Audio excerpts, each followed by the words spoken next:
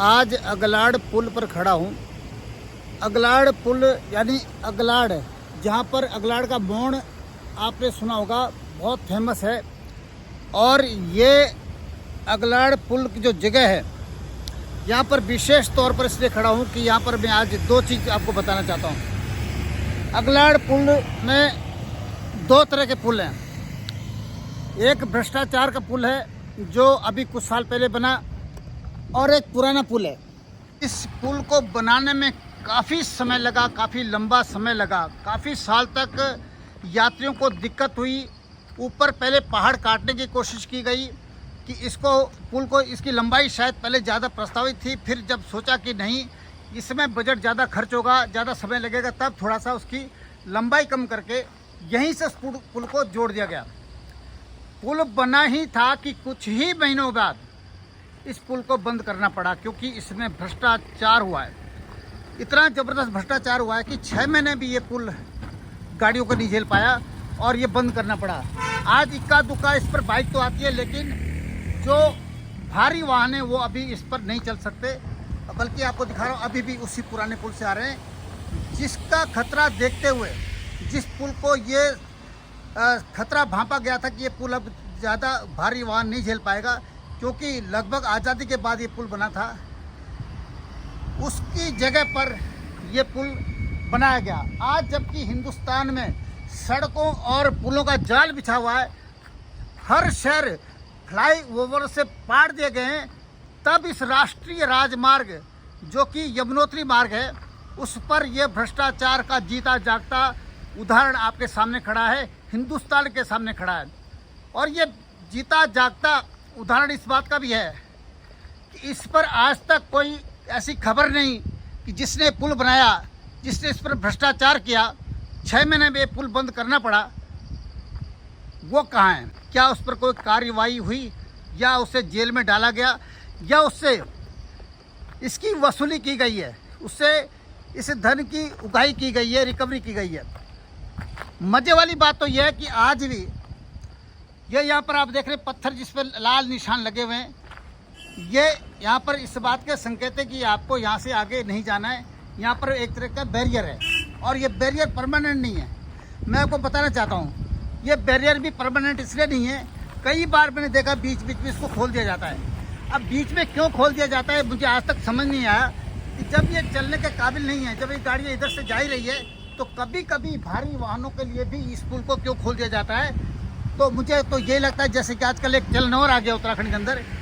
अब जैसे कोई चोर डकैत जब पकड़ा नहीं जाता या कोई अपराध होता है, तो तब पंडितों के पास जाया जाता है, ज्योतिषों से पूछा जाता है, उसको जो है उसकी घात डाली जाती है मंदिरों में कि अगर वो जहाँ भी होगा उसका सत्यानाश हो, देवता उसका न्याय करेंगे।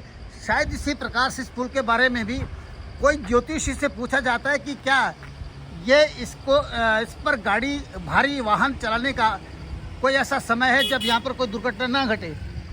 तो मुझे लगता है कि किसी ज्योतिष से इस पर पूछा जाता है, और कोई ज्योतिष सलाह देता है कि हाँ आप इस दिन से इस दिन तक इस पर भारी वाहन चला सकते हैं, और बाद में वो ज्योतिषी उसको बंद करने की सलाह देता है, तब बंद कर दिया जाता है, और फिर वापस फिर इसी पुराने पुल से गाड़ियाँ चलती है। तो भ्रष्टाचार का ये जीता जागता नमूना उत्तराखंड में है, जिस पर शायद आज तक कोई कार्रवाई नहीं हुई, और ना ही इससे इसकी धन उगाही होगी। ये हमारे टैक्स का पैसा है जिस पर यह भ्रष्टाचार हुआ है। अब इस पर कार्रवाई ना होने का सीधा कारण क्या हो सकता है? सीधा कारण है कि भारतीय जनता पार्टी वो जो ठेकेदार है, उसके संबंध किसी भारतीय जनता पार्टी के नेता से, जिस नेता का इसमें हाथ है, जिसका सीधा हाथ इस पुल की इस भ्रष्टाचार के ऊपर है। तो यह हमें देखना होगा और ये समझना होगा कि इतना भ्रष्टाचार खुल्लम खुल्ला हमारे सामने है, और उसको आज तक इस पर कोई कार्रवाई नहीं होगी। मुझे ये पता नहीं कि इस पर कितना बजट रखा गया था, कितना उसको पेमेंट कर चुके होंगे, सरकार ने उसको कितना, या विभाग ने उसको कितना पेमेंट कर दिया है, ये तो मेरे पास आंकड़े नहीं हैं। हालांकि आंकड़े आसानी से जुटाए भी जा सकते हैं, लेकिन इस बात का प्रमाण यहाँ पर मिलता है कि आज तक इस भ्रष्टाचारी पर, उस ठेकेदार पर या विभागीय लोगों पर कोई कार्रवाई नहीं हुई होगी, क्योंकि इसका एक मुख्य कारण ये होता है कि जब जब ऐसा भ्रष्टाचार होता है, जब जब ये भ्रष्टाचार होता है, तो इस भ्रष्टाचार का एक बहुत बड़ा हिस्सा सरकार को जाता है, सरकार में बैठे किसी मंत्री को जाता है, जिसकी शय पर ये ठेकेदार विभाग से अपना पूरा पेमेंट भी करा लेते हैं। और इतना ही नहीं, जो विभाग में बैठे लोग हैं वो भी इस भ्रष्टाचार से बच निकलते हैं।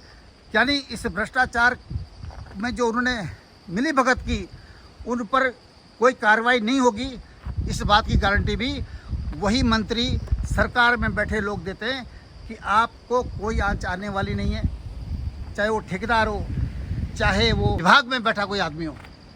जरा सोचिए, आम जनता की गाड़ी कमाई के टैक्स से, यानी हमारे गाड़ी कमाई से, आम जनता की कमाई से करोड़ों या लाखों रुपए में एक पुल का निर्माण होता है और 6 महीने के अंदर वो पुल बंद करना पड़ जाता है क्योंकि उसमें भ्रष्टाचार हुआ है। और फिर उस भ्रष्टाचार करने वाले ठेकेदार के ऊपर कोई कार्रवाई नहीं होती है और ना ही विभाग के इंजीनियरों के ऊपर होती है, ना उस विभाग के किसी कर्मचारी पर होती है जो इस ठेकेदार को पेमेंट कर रहा था या जिसकी जिम्मेदारी थी कि इस पुल को ठीक से जांचा परखा जाए, इसमें गुणवत्ता, इसकी क्वालिटी, इसमें लगने वाला लोहा और जितना भी सामान इसमें लगा है, क्या उसकी जांच की जिम्मेदारी किसी ऑफिसर की नहीं थी? अगर थी तो क्या वो ऑफिसर सस्पेंड हुआ है? शायद नहीं। तो आज ये सबसे बड़ा भ्रष्टाचार का एक उदाहरण अगलाड़ पुल हमारे सामने सरकार के मुंह पर तमाचा है। उस सरकार के ऊपर जो जीरो टॉलरेंस की बात करता है, जीरो टॉलरेंस कहने वाली सरकार के ऊपर शायद ये सबसे बड़ा तमाचा हो सकता है कि कई वर्षों से जिस पुल का निर्माण हुआ और निर्माण होने के 6 महीने बाद बंद कर देना पड़ा और इसमें लाखों करोड़ों रुपए जो भी इस पर बजट लगा होगा इसको बनाने में, इसका निर्माण करने में, वो अब स्वाहा हो गया है, वो ख़त्म हो गया है। उसको पूछने वाला कोई नहीं है क्योंकि मात्र 2-4 लोगों की जेब में वो पैसा पहुंच चुका है, जिसमें ये भ्रष्टाचारी ठेकेदार, ये कंपनी और इसकी जो उत्तरदायी संस्था है, चाहे वो PWD हो या NH के अंतर्गत आता है, तो जो भी कार्यदायी संस्था है उसके किसी 1-2 भ्रष्ट अफसर ने वो पैसे डकार लिए, सरकार को पेमेंट, सरकार से पैसे लेकर के ठेकेदार की जेब में डाल दिया, कुछ अपनी जेब में डाल दिया और कुछ मंत्री महोदय तक पहुंचा दिया होगा, सरकार में बैठे लोगों को पहुंचा दिया होगा, चाहे मुख्यमंत्री तक पहुंचा दिया होगा। और इसलिए आज लाखों करोड़ों रुपए का इसी तरह से घोटाला होता है और हम बोलते रह जाते हैं, चीखते रह जाते हैं और इसमें कई लोग अपनी जान भी गंवा बैठते हैं। जीरो टॉलरेंस पर ये सबसे बड़ा तमाचा है। ये जीता जागता एक उदाहरण यहाँ पर ये पुल है, भ्रष्टाचार का पुल है, अगलाड़ पुल है, जो कि अभी नया बना था और बंद भी कर दिया गया। और आज भी उसी पुराने पुल पर, जो कि लगभग आज़ादी के बाद, आज़ादी से पहले बना होगा, जो राष्ट्रीय राजमार्ग है, यमुनोत्री मार्ग है, उसी के भरोसे आज भी रहना पड़ रहा है। यानी रिस्क लेना पड़ रहा है कि इसी पर भारी वाहन चलाने पड़ रहे हैं। और जबकि आज चारधाम यात्रा इतनी जोरों पर है, रात दिन भारी वाहनों का तांता लगा हुआ है, छोटी बड़ी गाड़ियों का तांता लगा हुआ है, और तब ऐसी हालत में भी ये रिस्क लिया जा रहा है। और भगवान न करे कभी कोई दुर्घटना हो, अगर हो भी जाए तो विभाग में बैठे, सरकार में बैठे लोगों को कोई फ़र्क नहीं पड़ता। वो सांत्वना के लिए एक वीडियो जारी कर देंगे और वो गोदी मीडियाओं से उनकी सांत्वना को दिखाएगा और अखबारों में जो है छाप दिया जाएगा कि मुख्यमंत्री ने या फलाने मंत्री ने दुख प्रकट किया है, इस पर गहरा दुख जताया है। असल में गहरा दुख उनको कभी नहीं होता है, क्योंकि उनके भ्रष्टाचारियों के साथ में इतने गहरे संबंध है कि उनको गहरा दुख कभी होता ही नहीं है। तो आज की इस वीडियो को आप समझ जाइए और देख लीजिए कि ये भ्रष्टाचार का नंगा नाच किस तरह से उत्तराखंड में या पूरे देश भर में चल रहा है। धन्यवाद।